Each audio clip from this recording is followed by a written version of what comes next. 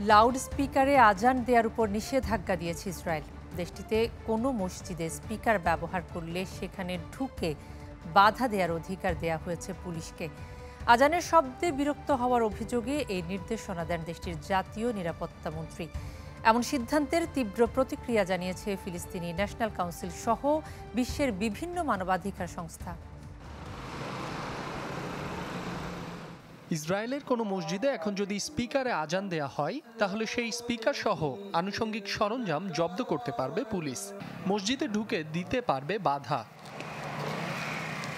দেশটির জাতীয় নিরাপত্তা মন্ত্রী কট্টর ডানপন্থী নেতা ইতামার বেন গিভির এই নির্দেশনা দেন। ইসরায়েলি সংবাদ মাধ্যম জানিয়েছে, লাউড স্পিকারে আজানের শব্দ দূষণ হচ্ছে। বাসিন্দাদের এমন অভিযোগের প্রেক্ষিতে এই পদক্ষেপ নেন কট্টর এই ডানপন্থী নেতা।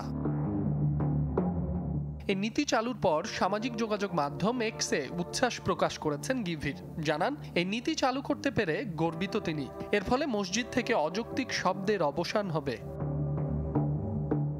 তবে লাউড স্পিকারে আজান বন্ধের সমালোচনা করেছেন বিরোধী দলীয় নেতারা। এমন সিদ্ধান্তের প্রতিবাদও জানান তারা। আর এমন সিদ্ধান্তের তীব্র প্রতিক্রিয়া জানিয়েছে ফিলিস্তিনি ন্যাশনাল কাউন্সিল সহ বিশ্বের বিভিন্ন মুসলিম মানবাধিকার সংস্থা।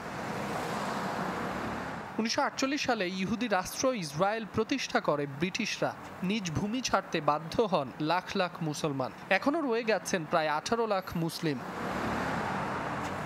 মাসুম রাব্বি, চ্যানেল 24।